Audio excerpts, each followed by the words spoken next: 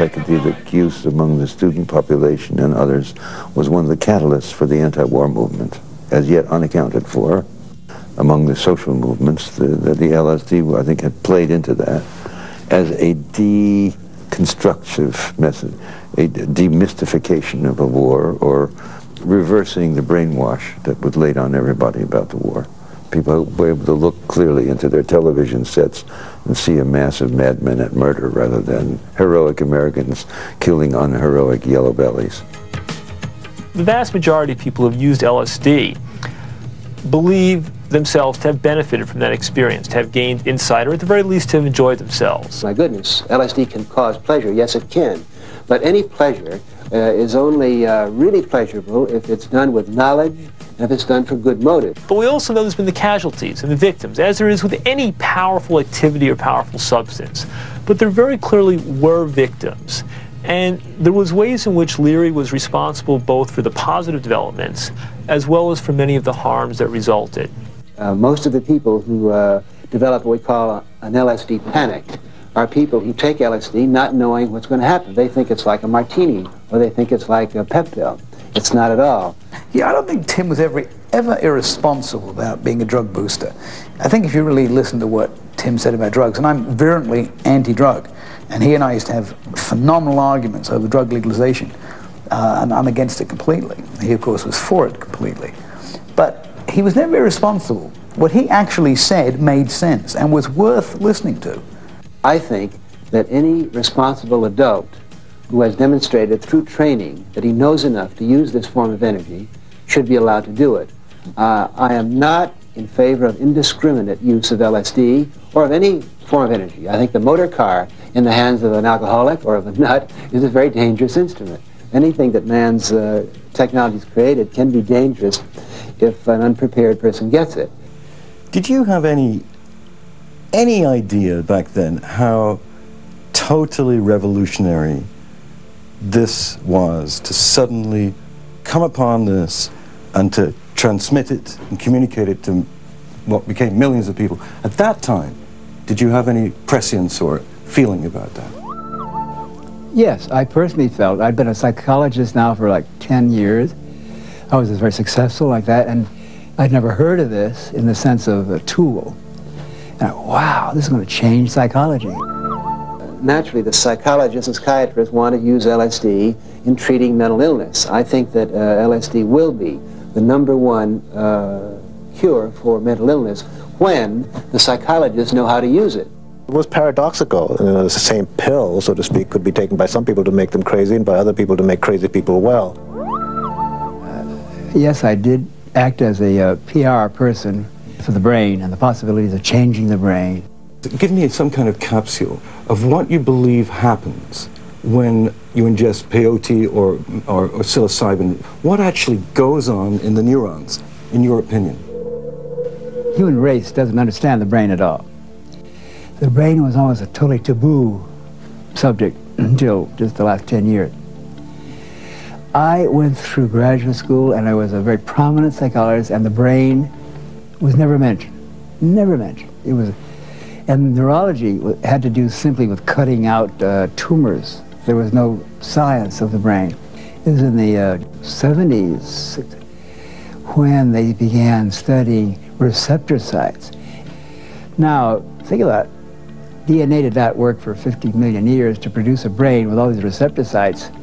To have the government come along and say they're illegal. You can't activate these circuits of the brain. There's a difference between the body and the brain. The stimulation, the drugs that affect the brain are different from those that affect the body. The brain uses the body as a servant. Tremendous difference between measurements of bodily health or bodily performance and brain.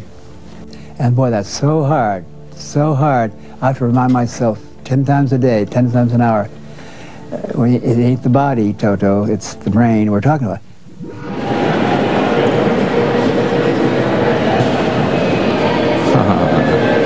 Timothy was an incredible rascal. He was a superb cosmic rascal. And I think that the society can use an awful lot more rascality in it. I was in the 5th grade, and my mother told us that Uncle Tim was coming. He came and stayed in our apartment for about 3 days. And my memory of him is odd. Would watch Gilligan's Island with such intensity. And I had no idea, again, who Tim Leary was. And I remember watching him, lying on the couch, watching Gilligan's Island. I thought, this is the strangest thing, because he's obviously seeing something that I wasn't. That he had a way of laughing at things. He made me often very uncomfortable because he tweaked me just where I was trying to cling to some model of myself or some edge of respectability or something. And I can't thank him enough for that. He didn't make action. Tim had actions happen to him, but he was fearless in dealing with them once they did. When he was driving down to Mexico and his daughter had some marijuana with her and he told her, don't have marijuana, get rid of the marijuana. He was turned away at the Mexican border and picked up by the U.S. as he tried to re-enter the U.S. He suddenly found himself having to say, do I let my daughter take the rap just to show her that she shouldn't have brought it, or do I take the rap? Well, he took the rap and he faced 30 years in prison. I never knew somebody who got so much out of the prison experience. When he got out of solitary, one of the things he told me is that it was a real high because he had nobody for conversation except the most intelligent human being he knew. Tim would always smile, he'd always be positive, he'd always be cheerful. It kind of fit with his general nature, you know. He's the most consistently positive and optimistic person that I know. I mean, he smiled when he came out of prison, he smiled even when he went into prison. Not because he liked being in prison any more than anybody would, you know, but he was determined not to make it a bad experience. One of the ironies was that he designed a psychological personality test for prisoners, and when he was arrested himself, he was given that test to take, and so he answered so that it would look as though he were a docile, subservient prisoner, and they assigned him to a minimum security prison from which he escaped. So he played a very conscious, careful game. He was facing about 60 years in prison. He was in 40 jails, exactly 40 jails, most of them in isolation, all over the planet. He escaped from one in the most amazing fashion. He just planned it, climbed over roofs, did a thing with a cable, climbed off the cable, jumped a long distance, waited for a car which didn't come, hid in the woods, then the car came, he got in it, somehow got out of the country, got to Algeria, went to Eldridge Cleaver, who then proceeded to imprison him in another way. And then he managed to escape from Eldridge Cleaver, went to Switzerland, then was imprisoned again. This is the political revolutionary period where he was jailed. These are the Defense Fund flyers and posters, the Weather Underground for a while, and connection with the Black Panther Party.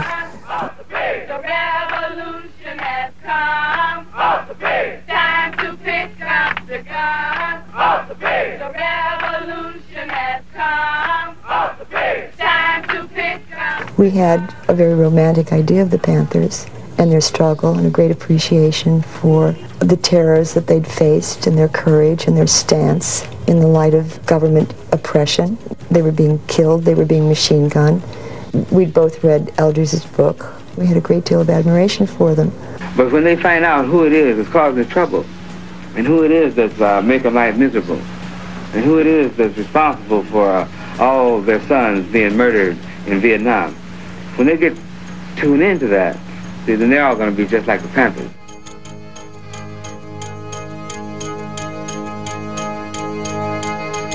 The unique setting of a beach town in Algeria, the Panthers unhappy that we're there, the American government trying to get us back. And Eldridge evidently thought that we weren't discreet enough for his liking and took us away from our apartment, which we had just secured, and locked us up in a series of dingy places where we knew no one knew how to find us. We just disappeared. We didn't know if we were going to be killed for being politically incorrect. It seemed a strong possibility at that point.